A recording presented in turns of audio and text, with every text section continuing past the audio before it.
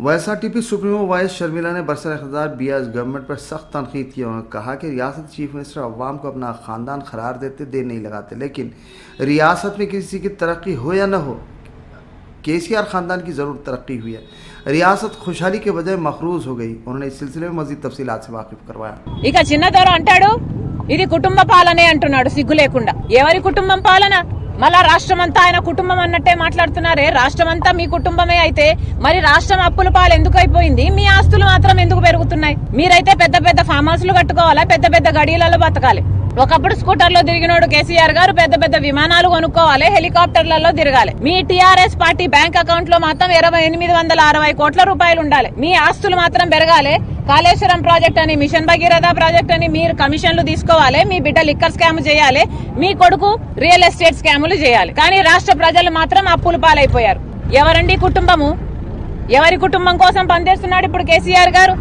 కేసీఆర్ గారికే కాదు, కేసీఆర్ కొడుకు, బిడ్డ, అల్లుడు, మేనల్లుడు, ఇంకోడు అందరికీ పదవులు ఉన్నాయి కదా।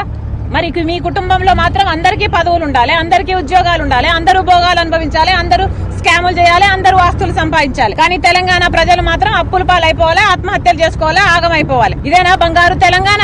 ఎవరిని బుకాయిస్తున్నారండి? మళ్ళీ చెప్తున్నాం, తెలంగాణ ప్రజలకు అన్ని విషయాలు అర్థమవుతున్నాయి। మీరు కేవలం అబద్దాలు చెప్పి అసెంబ్లీలో అయినా ఇంకో చోటైనా బుకాయించినంత మాత్రాన నమ్మే పరిస్థితిలో తెలంగాణ ప్రజలు లేరు। తెలంగాణ ప్రజలకు గ్రౌండ్ మీద అర్థమవుతున్న రియాలిటీ, మాకు గ్రౌండ్ మీద కనిపిస్తున్న రియాలిటీ, కేసీఆర్ గారు రుణమాఫీ చేయకపోతే రైతులు అప్పుల పాలైపోయారు। 0 వడ్డీకే మహిళలకు రుణాలు ఇవ్వకపోతే మహిళల ఆగమైపోయారు। KG to PG ఉచిత విద్య అన్నారు, ఫీజు రియంబర్స్మెంట్ అన్నారు, ఒక్కటి కూడా అమలు లేదు। ఆరోగ్యశ్రీని అయితే కోమాలో పెట్టాడు కేసీఆర్ గారు। ఇంటికో ఉద్యోగం అని చెప్పి మోసం చేశాడు, డబుల్ బెడ్రూమ్ ఇళ్లని మోసం చేశాడు, 3 ఎకరాల భూమిని మోసం చేశాడు, పోడు భూములకు పట్టాలని మోసం చేశాడు, 57 ఏళ్లకే పెన్షన్ అని మోసం చేశాడు, ఉచితంగానే ఎరువులని మోసం చేశాడు, ఇలా ఎస్టీలకు మైనారిటీలకు 12% రిజర్వేషన్ అని మోసం చేశాడు। అసలు కేసీఆర్ కు మారు పేరు మోసగాడు। కేసీఆర్ ఇస్ 420। ఎవరిని బుకాయిస్తున్నారు? తండ్రి కొడుకులు కలిపి। మళ్ళీ చెప్తున్నాం, పట్టపగలే ఇలా అబద్దాలు చెప్పడం మానుకోండి। ఇప్పటికైనా క్షమాపణలు చెప్పండి, ప్రజల కోసం పనిచేయండి। మీకు మిగులున్నది ఆఖరి సంవత్సరం మాత్రమే। ఈ దెబ్బతో ప్రజలే మిమ్మల్ని తరిమి కొట్టే రోజు దగ్గరలో